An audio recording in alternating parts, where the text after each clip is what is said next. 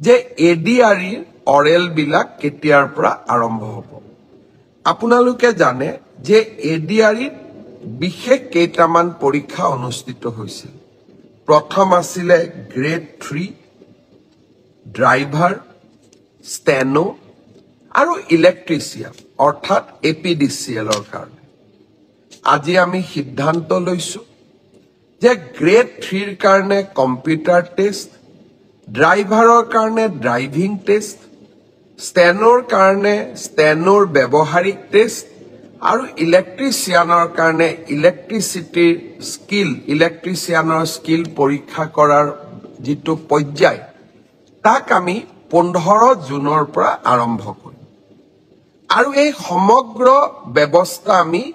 এটা মাহৰ ভিতৰতে সম্পূৰ্ণ কৰিম ঠিক তেনেকৈ চতুৰ্থ বৰ্গৰ পৰীক্ষাত পাছ কৰা প্ৰাৰ্থীসকলৰো অৰেল আমি 15 জুনৰ পৰা আৰম্ভ কৰিম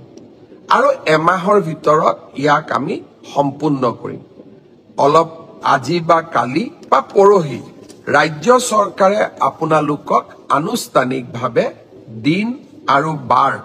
আপোনালোকক জনাব যিসকলে লিখিত পৰীক্ষা পাছ কৰিছে তেওঁলোকে এতিয়া কম্পিউটাৰ টেষ্ট ড্ৰাইভিং টেষ্ট বা স্কিল টেষ্ট বা মৌখিক পৰীক্ষাৰ কাৰণে তেওঁলোকে যেন সাজু হয়